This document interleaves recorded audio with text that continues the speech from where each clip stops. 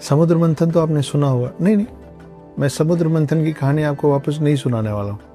मैं आपको आज ये बताने वाला हूँ कि समुद्र मंथन हुआ क्यों था। समुद्र मंथन के पहले की कहानी, देवों और असुरों के बीच का झगड़ा, जो पता तो होगा मगर शायद इतने अच्छे से नहीं पता हुआ या कुछ कुछ पार्ट्स भूल गए होंगे आप लोग। तो सुनिए कि असल में ये कहानी क्या है जिसकी वजह से देव कमज़ोर हुए और उसके बाद हुआ समुद्र मंथन। तो कहानी कुछ यूँ है कि ऋषि दुर्वासा स्वर्ग को क्रॉस करके कहीं जा रहे थे। मतलब वो जहाँ जा रहे थे उसके बीच से स्वर्ग पड़ रहा था। जब वो स्वर्ग लोग क्रॉस कर रहे थे तो रास्ते में उनको टकरा गए इंद्र। बैठे थे अपने वाहन पे ऐरावत। ऐरावत हाथी का पूर्वज, जैसा मैं हर बार कहता हूँ। तो ऐरावत के ऊपर बैठ के इंद्र जा रहे थे और सामने आ गए दुर्वासा। भक्ति भाव में दुर्वासा ने इंद्र को एक अलौकिक माला गिफ्ट की, भेंट स्वरूप, कि लीजिए देवराज इंद्र, ये आप मेरी तरफ से उपहार रखिए। अब देवराज इंद्र ने क्या किया कि उसको खुद पहनने की जगह ऐरावत को पहना दिया, अपने हाथी को।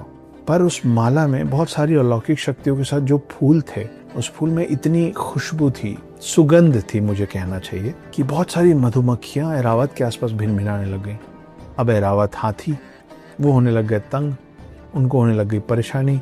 ऐरावत ने अपने सूंड से उस अलौकिक माला को उतारा, अपने सामने फेंका, और जब वो आगे बढ़े तो ऐरावत के पांव से वो माला रुंध गई। उसको ऐरावत चलते चलते उस माला को ऐरावत ने रौंद दिया।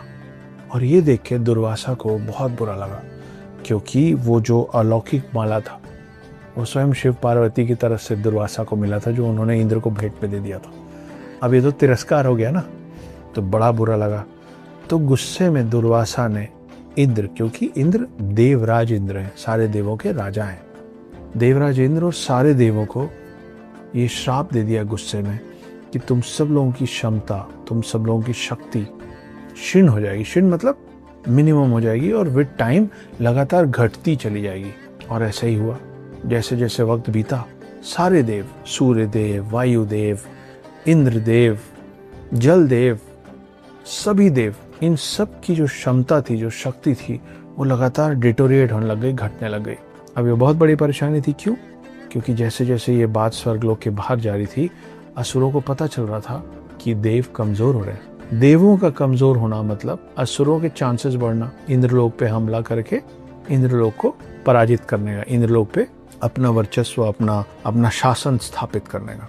जब जैसे जैसे ये हो रहा था, वैसे वैसे देवों के अंदर घबराहट बढ़ रही थी। वो डर रहे थे कि अगर सच में ऐसा हो गया तो शायद हम असुरों से जीत नहीं पाएंगे। अब असुरों से जीतने का एक ही तरीका था कि अपनी शक्तियां वापस पाई जाएं। जब भी देवों को, इंद्रदेव से लेकर सारे देवों को परेशानी आती है तो वो तीन में से किसी एक के पास जाता है। कौन कौन है वो? ब्रह्मा, विष्णु, महेश।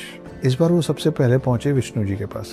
त्राहिमाम मदद कीजिए, ऐसा हो रहा है, हम स्वर्गलोक खो देंगे, देवों का वर्चस्व चला जाएगा इंद्रलोक से।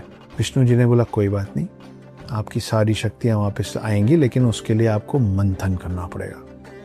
और वो मंथन था सागर मंथन। तो ये पूरा सागर मंथन शुरू क्यों हुआ था, ये थी उसकी कहानी।